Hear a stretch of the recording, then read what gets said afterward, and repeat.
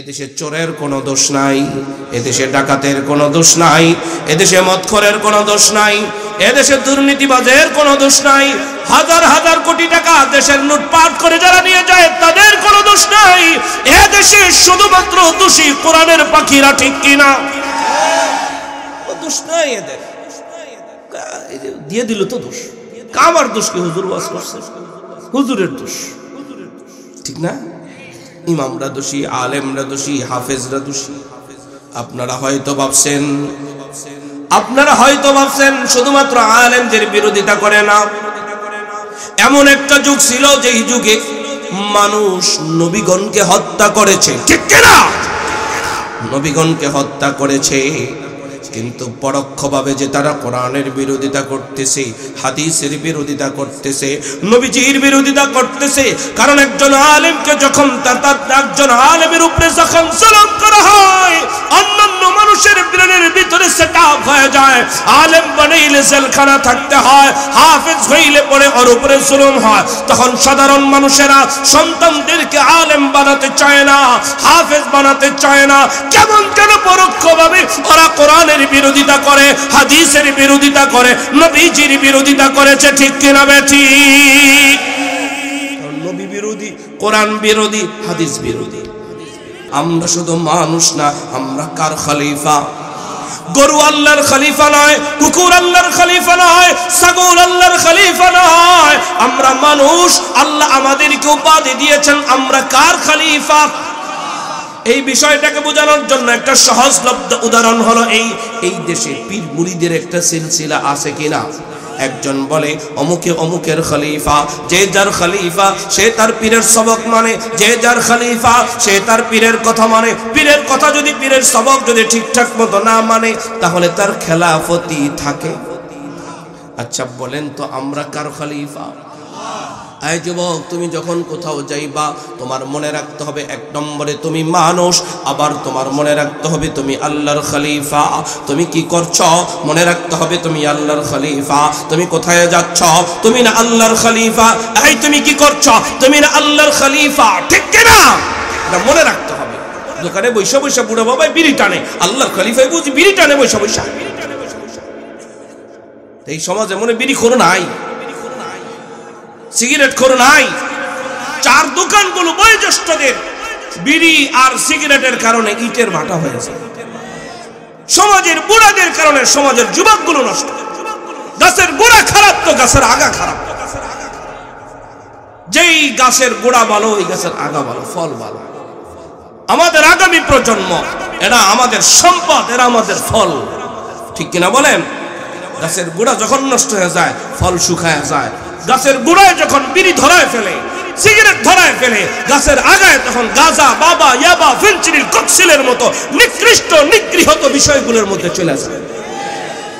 এই জন্য সমাজের বয়োজ্যেষ্ঠদের প্রতি উদাত্ত আহ্বান, আপনারা সিদ্ধান্ত নেন, আপনারা বিড়ি খাবেন না ছাড়বেন, সিগারেট খাবেন না ছাড়বেন, অশ্লীলতা ছাড়বেন না ধরবেন, এটা আপনারা সিদ্ধান্ত।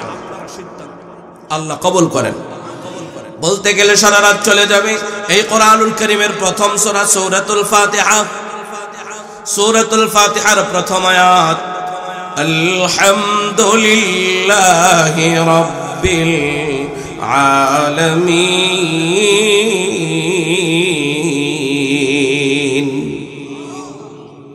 তাহলে বোঝা যায় আলহামদুলিল্লাহর গুরুত্ব আছে কিনা। এই সূরার তাফসীরে মুফাসসিরিন কিরাম একটা হাদিস উল্লেখ করেন, ক্বালান নবিয়্যু সাল্লাল্লাহু আলাইহি ওয়াসাল্লাম, আফদালুয যিকরি লা ইলাহা ইল্লাল্লাহ ওয়া আফদালুদ দুআই আলহামদুলিল্লাহ। নবীজি বলেন সর্বোত্তম জিকির লা ইলাহা ইল্লাল্লাহ।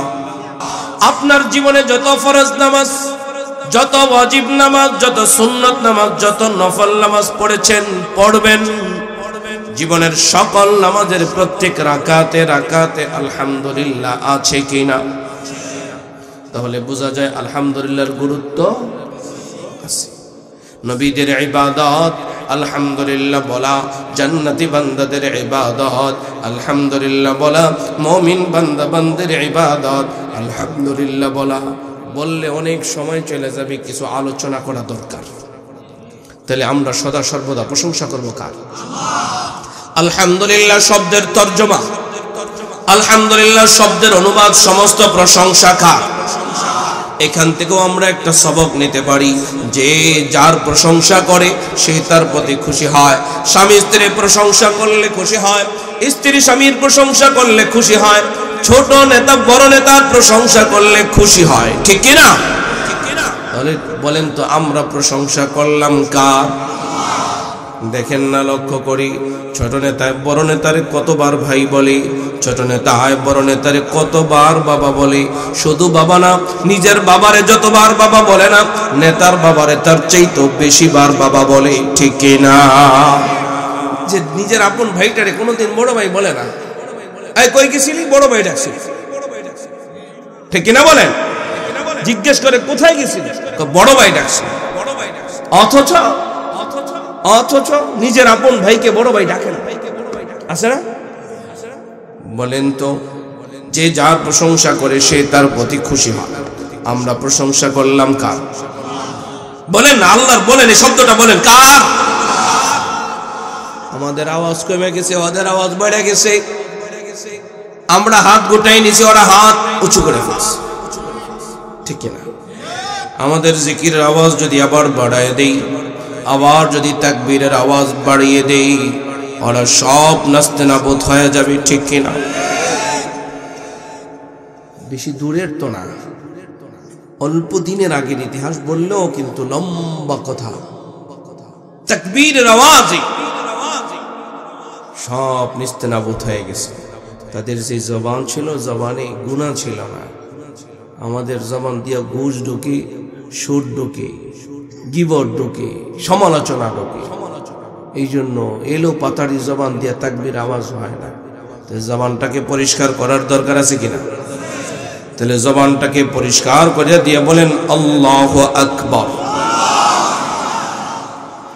তাহলে এই দুই তিনটা ফজিলত আর দুই তিনটা সবক আপনাদের কাছে দিয়ে আমি কি আলোচনায় ঢুকব? আলোচনার জন্য দুইটা শর্ত। বলেন কয়টা শর্ত? নম্বর 1, চোখ দিয়ে বয়ান শুনতে হবে। কি দিয়ে? কান দিয়ে না? এইটা আমার কোনো বক্তব্য না।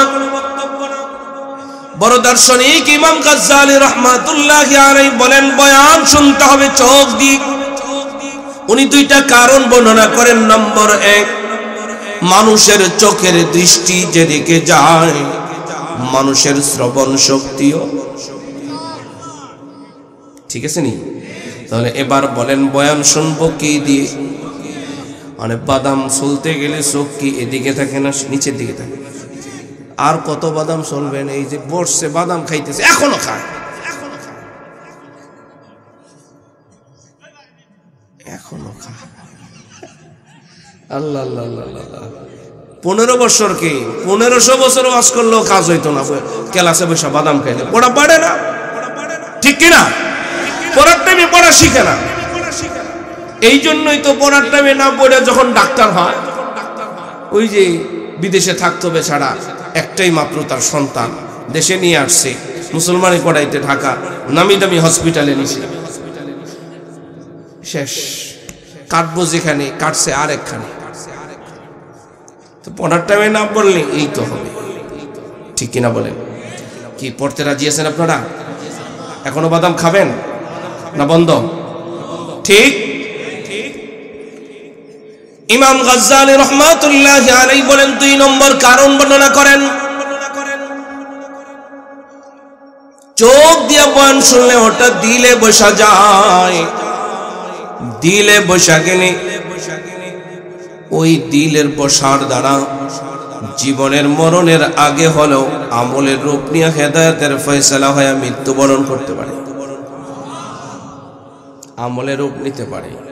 দিলে যদি না বসে তাহলে এটা আমলের রূপ নেয় না। এই জন্য আমরা সকলেই চোখ দিয়ে বয়ান শুনবো, এদিক সেদিক তাকাবো না, ওঠাউঠি করবো না, রাজি। কমপ্লিট বয়ান যদি না শোনেন, পুরাপুরি কথা যদি না শোনেন, কমপ্লিট শুনলে কি লাভ আর কি লস। এই ব্যাপারে আশরাফ আলী থানভী রহমাতুল্লাহি আলাইহি মুসলমানের হাসি নামক গ্রন্থের মধ্যে একটা ঘটনা উল্লেখ করেন। আমি কি ঘটনাটাকে ছোট্ট করে বলবো?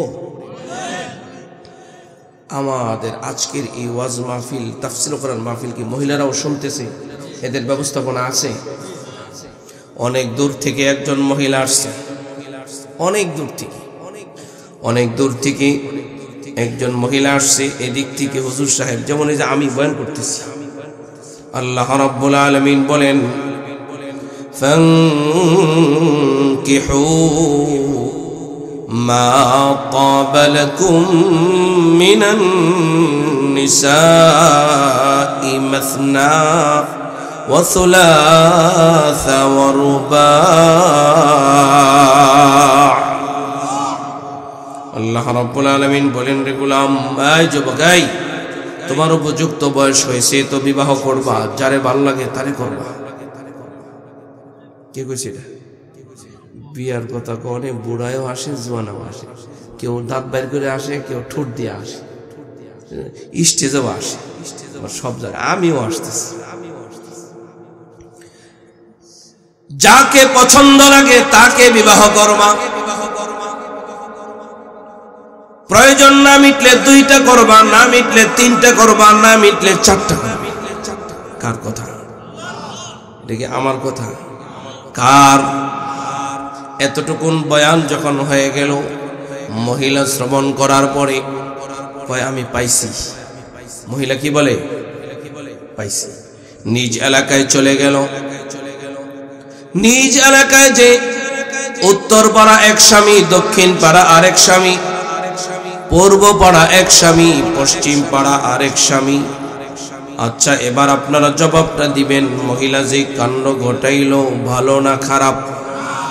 সবাই বলে নাই ভালো না খারাপ, হালাল না হারাম, জায়েজ না না জায়েজ? ফতোয়া আপনারা দিলেন, সিদ্ধান্ত আপনারা দিলেন, ভালো মন্দের ক্ষেত্রে খারাপ কথাটাও আপনারা বললেন, কিন্তু হুজুরদের দোষ হয়ে যায় কে? হুজুররা ফতোয়া বাস, ঠিক না? বলেন না আসল ফতোয়া কার?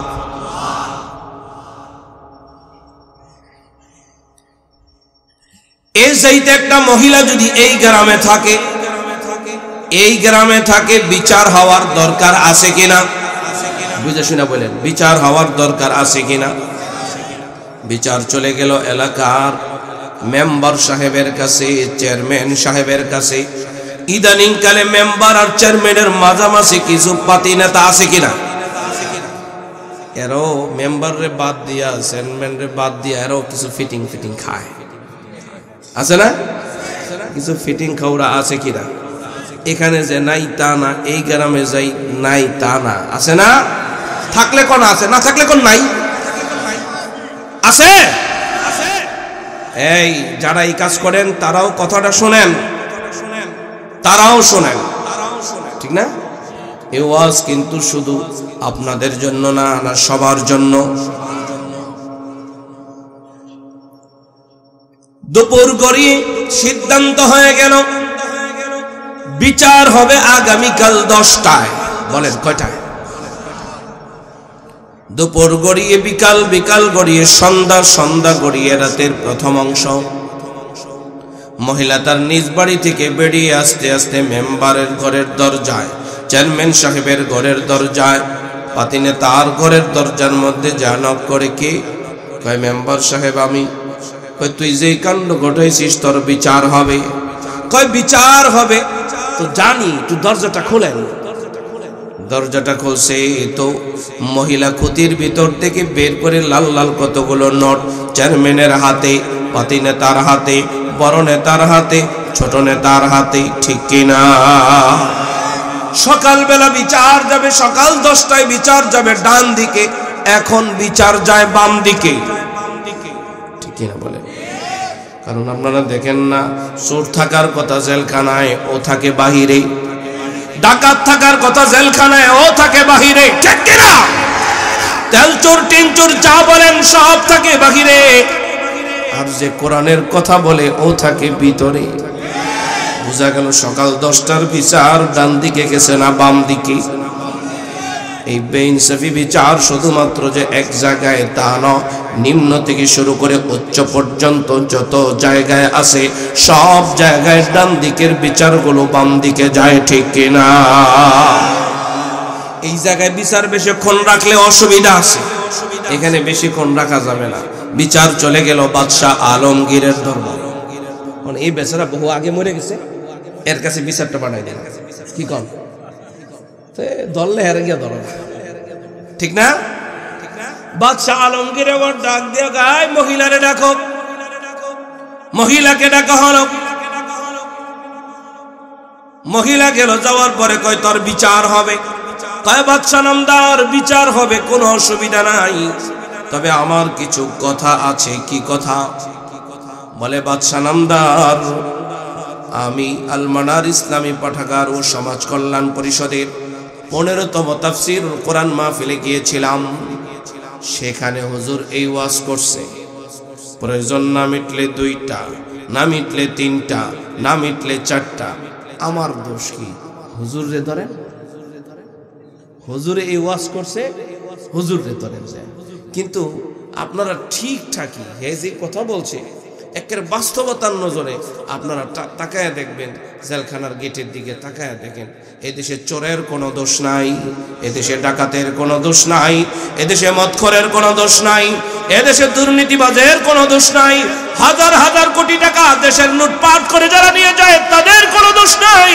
এদেশে শুধুমাত্র দোষী কোরআনের পাখিরা, ঠিক কিনা? দোষ নাই এদের, দিয়ে দিল তো দোষ। কামার দোষ কি? হুজুর ওয়াজ করছে, হুজুরের দোষ, ঠিক না?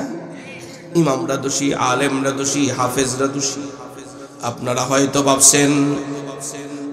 হয়তো ভাবছেন শুধুমাত্র আলেমদের বিরোধিতা করে না। এমন একটা যুগ ছিল যেই যুগে মানুষ নবীগণকে হত্যা করেছে, ঠিক কিনা? নবীগণকে হত্যা করেছে, কিন্তু পরোক্ষভাবে যে তারা কোরআনের বিরোধিতা করতেছে, হাদিসের বিরোধিতা করতেছে, নবীজির বিরোধিতা করতেছে। কারণ একজন আলেমকে যখন একজন আলেমের উপরে যখন জুলুম করা হয়, অন্যান্য মানুষের ব্রেনের ভিতরে সেটআপ হয়ে যায়। আলেম বানাইলে জেলখানা থাকতে হয়, হাফেজ হইলে পরে ওর উপরে জুলুম হয়। তখন সাধারণ মানুষেরা সন্তানদেরকে আলেম বানাতে চায় না, হাফেজ বানাতে চায় না। কেমন যেন পরোক্ষভাবে ওরা কোরআনের বিরোধিতা করে, হাদিসের বিরোধিতা করে, নবীজির বিরোধিতা করেছে, ঠিক কিনা বেঠিক? নবী বিরোধী, কোরআন বিরোধী, হাদিস বিরোধী। আপনারা বুঝছেন কিনা আমি জানি না, আপনারা বুঝছেন? হ্যাঁ, কে কে বুঝছেন দেখি তো একটু। আপনারা এই বিরোধিতা করবেন? বলেন করবো না? বলেন বলেন, ইনশাআল্লাহ আল্লাহ কবুল করেন। বাদশাহ আলমগীর আবার ডাক দিয়া জিজ্ঞেস করে, হাই মহিলা, হুজুর যে এই ওয়াজ করছে তারপরে কি কইছে, এটা পুরুষের জন্য নাকি নারীর জন্য? কয় জানি না। কি কয়? জানি না। এটা পুরুষের জন্য নাকি নারীর জন্য? উত্তর কি? জানি না। এই সমর্থ থাকলে নাকি না থাকলে? কয় তাও জানি না। যত প্রশ্ন হয় সব জানি না। এই আজকের এই বয়ানটা যারা কমপ্লিট না শুনবে তার এই মহিলার রোগে পাইছে, এই জন্য ওঠাউঠি নিষেধ। এই জন্য পরের দিন কালকে যারা চার দোকানে বৈশা এই তাফসীরুল কোরআন মাহফিলের বদনাম করবে, বুঝে নিবেন ও পুরা কমপ্লিট বয়ান শোনে নাই। কারণ যারা কমপ্লিট শোনে না ওরাই তাফসীরুল কোরআনের মাহফিলের বদনাম করে বেড়ায়, সমালোচনা করে বেড়ায়। এটা একটা আলামত বলে গেলাম, মনে থাকবে তো? তাই ওঠাওটি বন্ধ, এদিক সেদিক তাকানি বন্ধ, ইনশাআল্লাহ। 1 নম্বর শর্ত। 2 নম্বর শর্ত হলো যেই নিয়তে আসছেন নিয়তটাকে একটুখানি পাল্টায় ফেলান। কেউ আসছেন বক্তার কণ্ঠ শোনার জন্যে, কেউ আসছেন বক্তার কণ্ঠের চটকদার গল্প শোনার জন্যে। কিন্তু খুতবার প্রারম্ভে আমি বলেছি এটা কোরআনের মজমা, এটা হাদিসের মজমা, এটা তওবার মজমা, এটা ইস্তিগফারের মজমা, এটা হিদায়াতের মজমা। ঠিক কিনা বেঠি? আমি গল্প শুনতে আসি নাই, আমি চেহারা দেখতে আর দেখাইতে আসি নাই। আমি আল্লাহর জন্য আসছি, তওবা করার জন্য আসছি, হেদায়েতের জন্য আসছি। আমি কোরআন নিয়ে ঘরে যাব, হেদায়েত নিয়ে ঘরে যাব, তওবা নিয়ে ঘরে যাব। কারা কারা রাজি? ঠিক তো? যদি নিয়ত সম্পর্কে আপনি আপনার নবীকে জিজ্ঞেস করেন, পয়গম্বর নিয়ত সম্পর্কে আমাদেরকে কিছু বলেন, আপনার নবী আপনাকে বলেন, কালান নবিয়্যু সাল্লাল্লাহু আলাইহি ওয়াসাল্লাম, নিয়াতুল মুমিনি খায়রুম মিন আমালিহি। নবীজি বলেন, রে উম্মত, মুমিন বান্দার নিয়ত আমলের চাইতেও দামি। সুবহানাল্লাহ। দামি না বেদামি? তাহলে নিয়তটা করা যায় না? নিয়তটা করা যায় না? করলাম। আমরা কোরআন নিয়ে ঘরে যাব, বলেন দাড়ি নিয়ে ঘরে যাব, বলেন কে কে রাজি আছেন? নবীজির সুন্নত দাড়ি নিয়ে ঘরে যাব, কে কে রাজি আছেন? দেখি তো হাত তোলেন তো। ইনশাআল্লাহ। এই সবাই তোলে না, দেখছেন নি? সবাই তোলে না, সবাই তোলে। ইনশাআল্লাহ দুই হাত তোলেন। কি ইনশাআল্লাহ? আল্লাহ কবুল করেন। পড়াইতেছি, একটু পরে পরীক্ষা নিব। এখন পড়াইলাম, একটু পরে পরীক্ষা নিব। কি বলেন? ইনশাআল্লাহ বলেন। আল্লাহ কবুল করেন। আপনি যদি আপনার নবীকে আরো জিজ্ঞেস করেন, পয়গম্বর নিয়ত সম্পর্কে আমাদেরকে আরো কিছু বলেন, আসাহুল কুতুবি বাদা কিতাবিল্লাহি তাআলা as-সহিহুল বুখারী। এই কোরআনুল কারীমের পরে আসমানের নিচে জমিনের উপরে সহিহ কিতাব as-সহিহুল বুখারী। এই বুখারী শরীফের প্রথম হাদিস। وبه قال حدثنا الحميدي قال حدثنا سفيان قال أخبرني محمد بن إبراهيم التيمي أنه سمع علقمة بن وقاص الليثي يقول سمعت عمر بن الخطاب رضي الله عنه على المنبر يقول سمعت رسول الله صلى الله عليه وسلم يقول إنما الأعمال بالنيات। নবীজি বলেন, উম্মত তোর আমলগুলি তোর নিয়তের উপরে নির্ভরশীল। এক কথায় নিয়ত ঠিক যার, আমল ঠিক। নিয়তে ভেজাল, আমলে وإنما لامرئ ما نوى فمن كانت هجرته إلى دنيا يصيبها أو إلى امرأة ينكحها فهجرته إلى ما هاجر إليه। নবীজি বলেন, এই যারা কোরআনের জন্য আসবে তারা কোরআন নিয়ে ঘরে যাবে, যারা তওবা করার জন্য আসবে তারা তওবা নিয়ে ঘরে যাবে, যারা আল্লাহ আল্লাহর রাসূলের জন্য আসবে তারা আল্লাহ আল্লাহর রাসূলকে পাবে, যারা কণ্ঠের জন্য আসবে তারা কণ্ঠ পাবে, যারা গল্পের জন্য আসলে তারা গল্প নিয়ে ঘরে যাবে। না না, আমরা গল্প নিয়ে ঘরে যেতে চাই না, আমরা কোরআন নিয়ে ঘরে যাব, তওবা নিয়ে ঘরে যাব, হেদায়েত নিয়ে ঘরে যাব। ঠিক কিনা? আল্লাহ কবুল করুন, বলেন আমিন। এই দুইটা শর্ত ইনশাআল্লাহ, এই দুই শর্তের উপরে ভিত্তি করে আমি কিন্তু আলোচনা শুরু করলাম ইনশাআল্লাহ। আউযু বিল্লাহি মিনাশ শাইতানির রাজীম।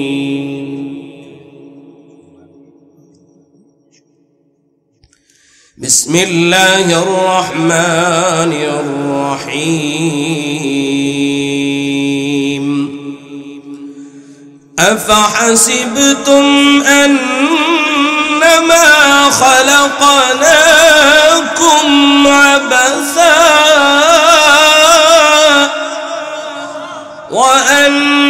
وأنكم إلينا لا ترجعون।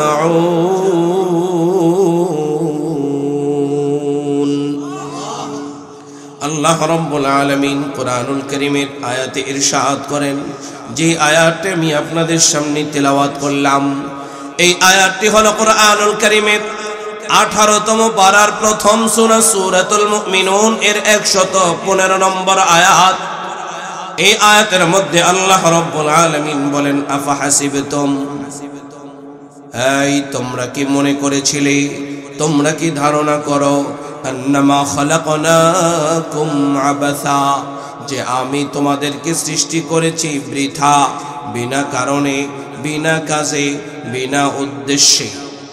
বলেন তো আল্লাহ আমাদেরকে বানাইছেন কাজে না বিনা কাজে, উদ্দেশ্যে না বিনা উদ্দেশ্যে, কারণে না বিনা কারণে? এরপরে আল্লাহ রাব্বুল আলামিন বলেন, ওয়া আন্নাকুম ইলাইনা লা তুরজাউন, এই তোমরা কি মনে করো যে তোমাদের আমার কাছে আর ফিরে আসতে হবে না? হবে কিনা? কখনো এমনটা মনে করো না আমার কাছেই ফিরে আসতে হবে। বলেন না, কার কাছে ফিরে যেতে হবে?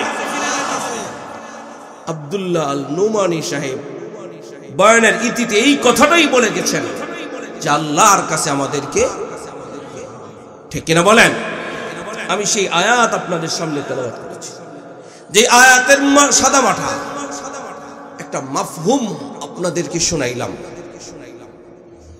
এই আয়াত থেকে আমরা 3টা বিষয় বুঝতে পারলাম। কয়টা?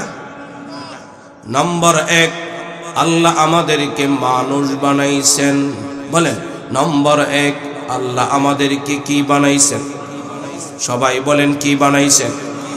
আমরা মানুষ না অমানুষ? তাহলে বোঝা যায় আল্লাহ আমাদেরকে গরু ছাগল বানান নাই, দুম্বা বেড়া বানান নাই, কুকুর বানান নাই, বিড়াল বানান নাই, শূকর বানান নাই। যিনি আমাদেরকে মানুষ বানাইছেন তিনি কে? আমি আপনাদেরকে নসিহত করবার জন্য, আমি আপনাদের ব্রেনটাকে টাচ করবার জন্য আসছি। কি করার ছিল কি করছি, কি বলার ছিল কি বলছি, কোথায় যাওয়ার কথা ছিল আমরা কোথায় যাচ্ছি, এই 3টা কথা ফিকির আপনার মাথায় দেওয়ার জন্য আমি আসছি। এই 3টা কথা। রোজা রাখা ভালো, হজ করা ভালো, যাকাত দেওয়া ভালো, পর্দা করা ভালো, জানেন না? সুদ ছেড়ে দিতে হবে, ঘুষ ছেড়ে দিতে হবে। সুদ ঘুষ ভালো না, ব্যয়াপনা ভালো না, জানেন না? জানেন না কি সেটা বলেন? ওয়াজ মানে, তাফসীরুল কোরআন মাহফিল মানে অজানা বিষয়কে জানা এবং মানা। বলেন, অজানা বিষয়কে জানা এবং মানা। আর এই অজানা বিষয়গুলোকে জেনে তার পারিবারিক জীবনে, ব্যক্তিগত জীবনে, সামাজিক জীবনে, রাষ্ট্রীয় জীবনে এটাকে প্রতিষ্ঠিত করা, ঠিক কিনা বলেন? কারা কারা রাজি আছেন? এখন অল্প কিছু কথা আমরা জানবো এবং মানবো ইনশাআল্লাহ। 1 নম্বরে আল্লাহ তাআলা আমাদেরকে মানুষ বানাইছেন। নম্বর 2, আল্লাহ তাআলা আমাদেরকে কাজে বানাইছেন। বলেন, কাজে না বিনা কাজে? নম্বর 3, যেই কাজে আল্লাহ তাআলা আমাদেরকে বানাইলেন ওই কাজটা ঠিকঠাক মতো করলাম কি করলাম না, এর জন্য একটা প্রতিফল দিবস আল্লাহ কায়েম করবেন। যেই প্রতিফল দিবসের নাম ইয়াউমুল হাশর, যেই প্রতিফল দিবসের নাম ইয়াউমুল কিয়ামা, যেই প্রতিফল দিবসের নাম ইয়াউমুত তাগাবুন, যেই প্রতিফল দিবসের নাম ইয়াউমুদ্দিন।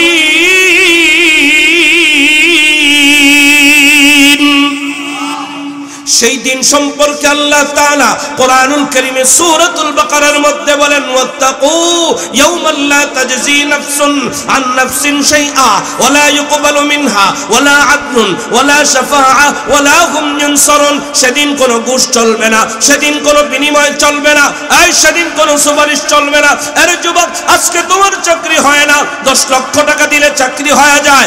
এই আজকে তোমার চাকরি হয় না, চেয়ারম্যান সাহেবের সাথে সম্পর্ক ভালো, তোমার বড় ভাই চেয়ারম্যান, তোমার দাদা চেয়ারম্যান, সুপারিশ করলে চাকরি হয়ে যায়। সেদিন কোনো সুপারিশ চলবে না, সেদিন কোনো বিনিময় চলবে না, সেদিন কোনো সাহায্যকারী পাওয়া যাবে না। সেদিন একমাত্র আছেন কে? এমন একটা দিন আমাদের সামনে আছে কিনা? সেই প্রতিফল দিবসে কাজটা ঠিকঠাক মতো করলাম কি করলাম না, সেদিন প্রতিফল দেয়া হবে। কেউ পাবে ডান হাতে, কেউ পাবে বাম হাতে। কারা কারা রাজি আমরা ডান হাতে চাই? ঠিক তো? এই মোটামুটি তিনটা বিষয় আপনাদের সামনে পেশ করা হলো। এক নম্বর বিষয়টাতে আবার ফিরে যাই, বলেন তো আমাদেরকে মানুষ বানাইছেন কে? যেই কথাটা আমি আপনাদের ব্রেনটে দিতে চেয়েছিলাম, আল্লাহ আমাকে মানুষ বানাইছেন, পশু বানায় নাই। আল্লাহ আমাকে কি বানাইছেন? চাইলে পশু বানাইতে পারত, চাইলে কুকুর বানাইতে পারত, চাইলে গরু বানাইতে পারত। তিনি আমারে মানুষ বানাইছেন। তিনি কে? যখন কোথাও যাব এই কথাটা মনে রাখবো, আল্লাহ আমারে মানুষ বানাইছেন। যা ইচ্ছা তাই করা যাবে না, যা ইচ্ছা তাই বলা যাবে না, যেখানে সেখানে যাওয়া যাবে, এটা মনে রাখতে হবে। শুধু এতটুকুন না, আমরা যে মানুষ শুধু এতটুকুন না, ওই তার কয়েকটা কথা আমাদের মনে রাখতে হবে। সূরাতুল বাকারার মধ্যে আল্লাহ রাব্বুল আলামিন ইরশাদ করেন, ওয়া ইয ক্বালা রাব্বুকা লিল মালাইকাতি ইন্নী জাইলুন ফিল আরদি খলিফা। এতটুকুন আয়াতের তরজমার ব্যাখ্যাও অনেক লম্বা। আমি এখান থেকে দুইটা কথা নিব। নম্বর এক, আল্লাহ তাআলা মানব সৃষ্টির প্রারম্ভে আল্লাহ তাআলা ফেরেশতাদের সাথে মুযাকারা করেছেন, ফেরেশতাদের সাথে মাশওয়ারা করেছেন। তাহলে বোঝা যায় মানব সৃষ্টির রহস্য হইল মুযাকারা, মানব সৃষ্টির রহস্যই হলো মাশওয়ারা, মানব সৃষ্টির রহস্যই হলো আলোচনা পর্যালোচনা। ঠিক কিনা? যেই ঘরের মধ্যে আলোচনা নাই, যেই ঘরের মধ্যে মাশওয়ারা নাই, যেই ঘরের মধ্যে মুযাকারা নাই, ওই ঘরের মধ্যে অশান্তি। যেই পরিবারের মধ্যে মাশওয়ারা নাই, ওই ঘরের মধ্যে অশান্তি। যেই সমাজের মধ্যে আলোচনা নাই, ওই সমাজের মধ্যে অশান্তি। যেই রাষ্ট্রের মধ্যে আলোচনার কোনো পরিবেশ নাই, ওই রাষ্ট্রের মধ্যেও অশান্তি। ঠিক কিনা বেঠিক? হিসাব করে দেখবেন, মানব সৃষ্টির রহস্যই হলো আলোচনা। সুতরাং আজকে থেকে সিদ্ধান্ত নেই, আমরা আমাদের ঘরের ভিতরে আমরা স্বামী স্ত্রী আছি তো স্বামী স্ত্রী পরামর্শ করে চলবো। অনেক স্বামী এমন আছেন যারা স্ত্রীর পরামর্শকে নিতে চান না, গ্রহণ করতে চান না, বলে আমি আনি, আমি উপার্জন করি, আমি খরচ করি, যেভাবে মনে চায় সেভাবে করব। ওই ঘরের মধ্যে স্বামী স্ত্রী মিল না অমিল। বলে যেই সমাজের মধ্যে দেখবেন মসজিদের কমিটি আছে, কেউ ক্ষমতার জোরে একক সিদ্ধান্ত নেই, কেউ অর্থের জোরে একক সিদ্ধান্ত নেই, ওই কমিটির মধ্যে কি শান্তি না অশান্তি? তাহলে পরামর্শ ভিত্তিক আমরা আমাদের পারিবারিক ব্যক্তিগত জীবন গঠন করবো তো ইনশাআল্লাহ, রাজি আছি। আর রাষ্ট্রীয় জীবন তো করবো না, এটা করবো না, এটার বাদ দিব। কারণ যে যেদিক যে স্যারে বইছি ওইটা মরণের আগ পর্যন্ত ছাড়বো না। হ্যাঁ, কোনো আর কেউ চাইলেও দিতাম না। আমি বইছি মরলে যে নেয়, ওই যে ফেরাউন কইছিল যে মরো, আল্লাহ হেফাজত করতো না। আমিন। তাইলে আমরা নিজেরা পরামর্শ করে চলবো তো ইনশাআল্লাহ, আল্লাহ কবুল করেন। আমি যেই কথাটা এখান থেকে নিতে চাইলাম, আমার মাউজাই ইস্তিশহাদ হলো ইন্নী জাইলুন ফিল আরদি খলিফা। আল্লাহ তাআলা ফেরেশতাদেরকে বলেছেন, ও ফেরেশতারা, আমি জমিনের বুকে আমার প্রতিনিধি বানাতে চাই। বলেন না কার প্রতিনিধি? তাহলে আল্লাহ তাআলা প্রতিনিধি শব্দটা ব্যবহার করেছেন। এই প্রতিনিধি শব্দের আরবি হলো খলিফা। বলেন প্রতিনিধি শব্দের আরবি কি? খলিফা। আল্লাহ আমাদেরকে খলিফা উপাধি দিয়েছেন, বলেন সুবহানাল্লাহ। তাহলে আমরা শুধু মানুষ না, আমরা আল্লাহর খলিফা। বলেন আমরা শুধু মানুষ না, আমরা কার খলিফা? গরু আল্লাহর খলিফা নয়, কুকুর আল্লাহর খলিফা নয়, ছাগল আল্লাহর খলিফা নয়, আমরা মানুষ। আল্লাহ আমাদেরকে উপাধি দিয়েছেন, আমরা কার খলিফা? এই বিষয়টাকে বোঝানোর জন্য একটা সহজলভ্য উদাহরণ হলো এই দেশে পীর মুরিদের একটা সিলসিলা আছে কিনা? একজন বলে অমুকে অমুকের খলিফা, যে যার খলিফা সে তার পীরের সবক মানে, যে যার খলিফা সে তার পীরের কথা মানে। পীরের কথা যদি, পীরের সবক যদি ঠিকঠাক মতো না মানে, তাহলে তার খেলাফতি থাকে। আচ্ছা বলেন তো আমরা কার খলিফা? এই যুবক, তুমি যখন কোথাও যাইবা তোমার মনে রাখতে হবে, এক নম্বরে তুমি মানুষ, আবার তোমার মনে রাখতে হবে তুমি আল্লাহর খলিফা। তুমি কি করছো মনে রাখতে হবে তুমি আল্লাহর খলিফা। তুমি কোথায় যাচ্ছ তুমি না আল্লাহর খলিফা। এই তুমি কি করছো তুমি না আল্লাহর খলিফা। ঠিক কিনা? এটা মনে রাখতে হবে। দোকানে বৈশা বৈশা বুড়ো বাবাই বিড়ি টানে, আল্লাহর খলিফায় বুঝি বিড়ি টানে বৈশা বৈশা। এই সমাজে মনে বিড়িখোর নাই, সিগারেট খোর নাই। চার দোকানগুলো বয়োজ্যেষ্ঠদের বিড়ি আর সিগারেটের কারণে ইটের ভাটা হয়েছে। সমাজের বুড়াদের কারণে সমাজের যুবকগুলো নষ্ট। গাছের গোড়া খারাপ তো গাছের আগা খারাপ। যেই গাছের গোড়া ভালো ওই গাছের আগা ভালো, ফল ভালো। আমাদের আগামী প্রজন্ম, এরা আমাদের সম্পদ, এরা আমাদের ফল, ঠিক কিনা বলেন? গাছের গোড়া যখন নষ্ট হয়ে যায় ফল শুকায় যায়।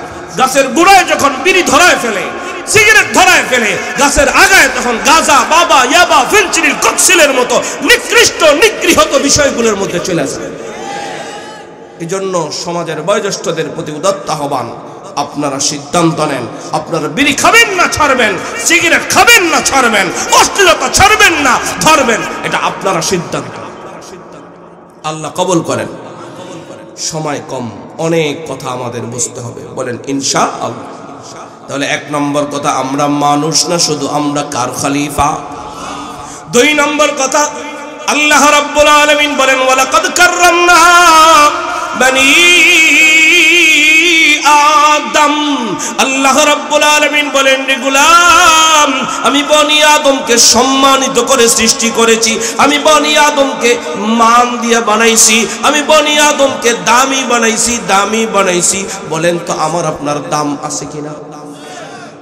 নিজের এত ছোট মনে করবেন না। আল্লাহ আমার আপনার দামি করে বানাইছেন, বেদামি বানান নাই। দামি মানুষ দামি কাজ করে, বেদামি মানুষ বেদামি কাজ করে, ঠিক কিনা বলেন?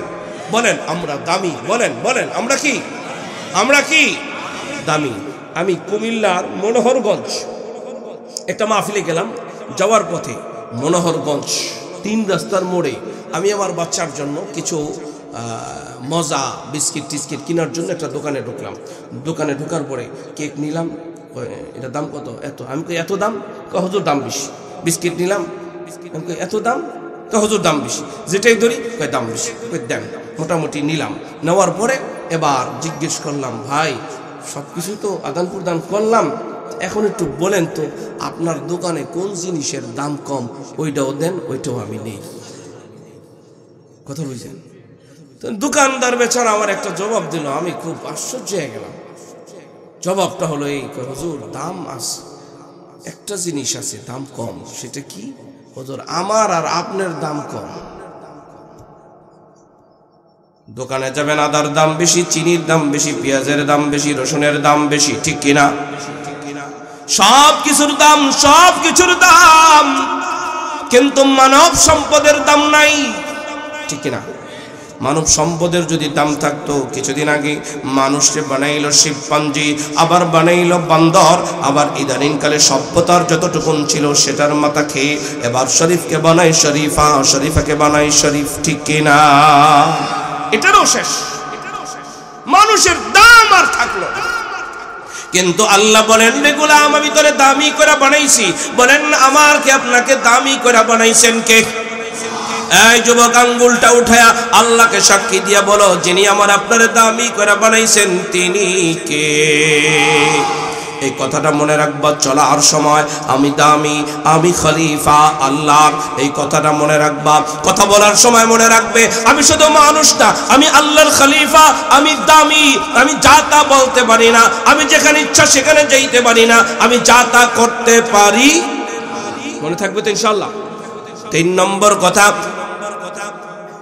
আব্দুল্লাহ নোমানী সাহেব আপনাদের সামনে কোরআনুল কারীমের সূরাতুত তিন থেকে তেলাওয়াত করেছেন। ওয়াত-তিন ওয়াজ-যাইতুন ওয়া তুরি সিনিন ওয়া হাযাল বালাদিল আমিন।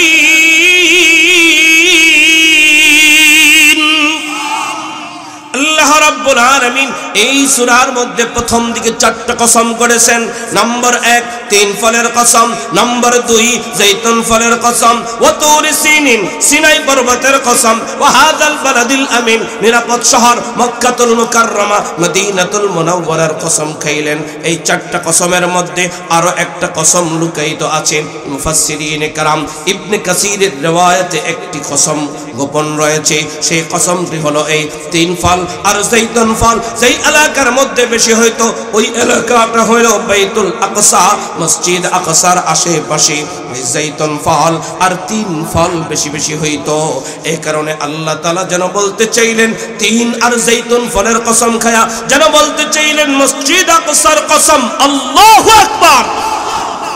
4টা 5টা কসম খাইয়া আল্লাহ তাআলা যেই কথাটা বলতে চাইলেন ওই কথাটা বলার আগে আরো গুরুত্ব বহন করার জন্য আরো 3টা তাকিদ ব্যবহার করলেন। নম্বর 1 লামে তাকিদ, নম্বর 2 কদ তাকিদ, নম্বর 3 জমা তাকিদ। 3টা তাকিদ ব্যবহার করে আল্লাহ রাব্বুল আলামিন বলেন লাকাদ খালাকানাল ইনসানা ফি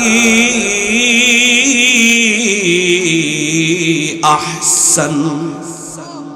আল্লাহ রাব্বুল আলামিন বলেন রে গোলাম আমি অবশ্যই অবশ্যই অবশ্যই তোমাকে সুন্দর করে সৃষ্টি করেছি। বলেন না আমার সুন্দর করে বানাইছেন কি? এই আরো জোরে বলেন কে? আঙ্গুল উঠায় বলেন না কে? শেখ আব্দুল কাদের জিলানী, শেখ আব্দুল কাদের জিলানী রহমাতুল্লাহি আলাইহি বলেন আল্লাহর কোন বান্দা যদি গভীর রজনীতে গভীর রজনীতে একাই কিভাবে আল্লাহর সাক্ষী দিয়ে আঙ্গুলটা উঠায় আল্লাহ কথাটা বলতে পারে, আল্লাহ তাআলা তাকে 1000 রাকাত নফলের চাইতেও বেশি নেকি দান করেন। এই জন্য মাঝে মাঝে আঙ্গুল দিয়া ইশারা দিয়া আল্লাহকে আল্লাহ বলে সাক্ষী দেওয়া। বলেন আমাদের মালিককে, আমাদের সুন্দর করে বানাইছেন কে? আমাদের সম্মান দিয়া বানাইছেন কে? আমাদের খলিফা বানাইছেন কে? মনে থাকবে তো ইনশাআল্লাহ। তাহলে 3টা কথা বললাম। আল্লাহ তাআলা আমাকে শুধু মানুষ বানাইছেন এমনটা না, আল্লাহ আমারে খলিফা বানাইছেন, আল্লাহ আমারে সুন্দর করে বানাইছেন, আল্লাহ তাআলা আমারে দামি বানাইছেন। শুধু এতটুকু না, কোরআনুল কারীমের পাতায় পাতায় পাতায় পাতায় আমার আপনার সৌন্দর্যের প্রতি কি করে তুলছেন।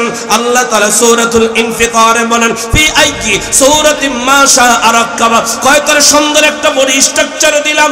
এই ও আলাম নাজআল্লাহু আইনাইন ওয়া লিসানান ওয়া শাফাতাইন, কয় করে চোখ দিলাম, কান দিলাম, তোরে দিল দিলাম। বলেন না তোরে ঠোঁট দিলাম, তোরে কান দিলাম, চোখ দিলাম, দিল দিলাম। কে দিলেন? সব কিছু বইলা বইলা আল্লাহ তাআলা বলতো এগুলো আমি দিলাম, আমি দিলাম, আমি দিলাম। ঠিক কিনা? আচ্ছা এত সুন্দর করে যে আল্লাহ আমাদেরকে বানাইছেন, কাজে না বিনা কাজে? উদ্দেশ্যে না বিনা উদ্দেশ্যে? কাজ কি? উদ্দেশ্য কি? কারণটা কি? সূরাতুজ যারিয়াতের 56 নম্বর আয়াত আল্লাহ বলেন ওয়ামা খালাকাতুল জিন্না ওয়াল ইনসা ইল্লা লিয়াবুদুন।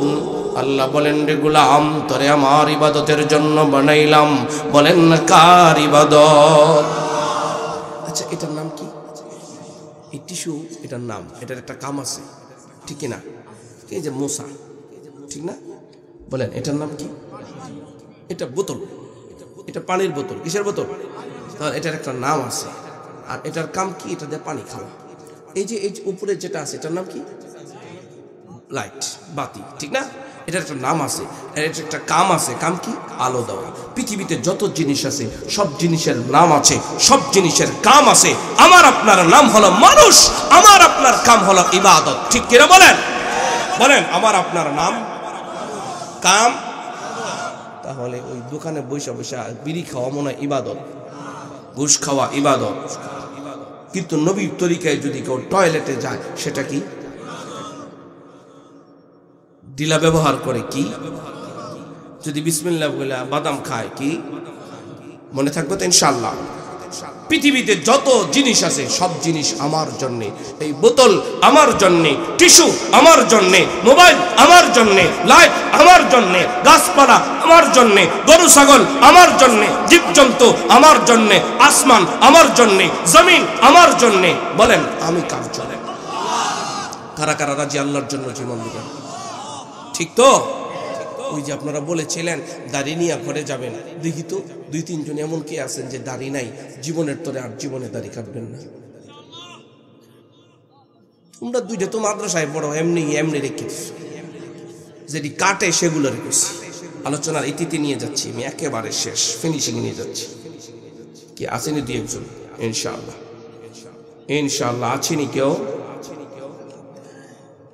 আসে? আসেনি কেউ? রাইখেন ইনশাল্লাহ, বলেন ইনশাল্লাহ। আল্লাহ তাআলা বলেন, এই আল্লাহ তাআলা বলতেছেন, ওয়ান্নাকুম ইলাইনা লা তুরজাউন, আমার কাছেই ফিরে আসতে হবে। তবে যেই কাজে বানাইলাম ওই কাজটা নিয়ে আইসো। নামাজ নিয়ে আইসো, রোজা নিয়ে আইসো, হজ নিয়ে আইসো, যাকাত নিয়ে আইসো, কোরআন নিয়ে আইসো, তিলাওয়াত নিয়ে আইসো, জিকির নিয়ে আইসো, ভালো নিয়ে আইসো, ইনসাফ নিয়ে আইসো। রাজি আছেন তো ইনশাআল্লাহ? আল্লাহ আমাদেরকে কবুল করেন, সকলে বলুন আমিন। আমি আলোচনা পুরো একটা সামারা বলি। আমার আপনার নাম, আমার আপনার কাম করবো তো আমরা ইনশাআল্লাহ।